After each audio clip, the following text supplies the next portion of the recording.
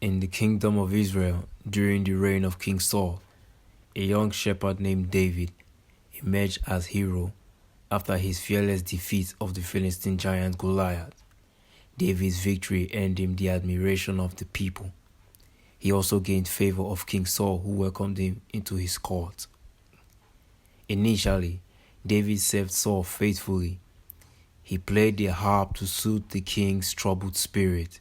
He also led successful military campaigns against Israel's enemies. However, as time passed, Saul's once great spirit became consumed by jealousy. Saul's jealousy was sparked by the praises sung in David's honor. Saul has slain his thousands, and David his tens of thousands. These words echoed through Saul's mind and ignited a fire of resentment towards David. Saul began to view David not as an ally but as a threat to his throne. One fateful day, David returned victorious from battle. The women of Israel sang their song of praise once more. Saul's jealousy boiled over. In feet of range, he hurled his spear at David, narrowly missing him. David, shocked and due to Saul's sudden hostility, fled from the palace. He feared for his life. For years, David lived as a fugitive, constantly on the move to evade Saul's relentless pursuit. Despite Saul's attempt to capture him, David never retaliated against the king. He respected him as the Lord's anointed ruler of Israel. Instead, David sought refuge in the wilderness. He gathered a band of loyal followers who believed in his leadership. Saul's obsession with David grew with each passing day. He sent troops to search for him in the hills. They searched caves where he sought shelter. On one occasion, Saul unknowingly entered a cave. David and his men were hiding there. David's followers urged him to strike Saul down.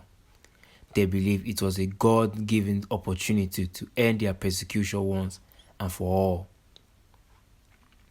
Quietly, David approached Saul as he slept. His heart was torn between loyalty to the king and the desire of self-preservation. Instead of harming Saul, David chose to cut off a piece of Saul's robe as a proof of his restraint. When Saul woke and exited the cave unharmed, David called out to him. He showed him the piece of cloth and pleaded for reconciliation. Saul was deeply moved by David's act of mercy.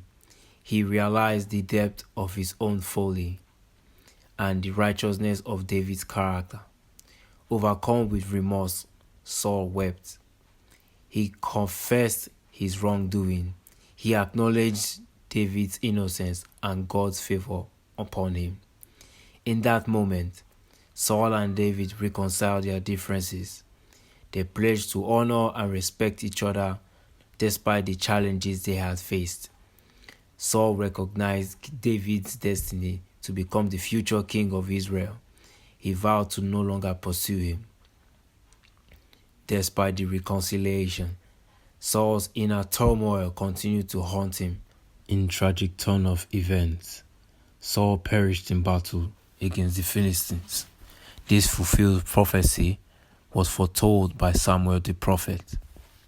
David, now free of Saul's persecution, ascended to the throne of Israel as its rightful king. He ruled with wisdom and justice, guided by his unwavering faith in God. The story of David and Saul serves as a reminder of the dangers of jealousy and the power of forgiveness. It illustrates how two men bound by destiny navigated the complexities of power, loyalty, and divine purpose.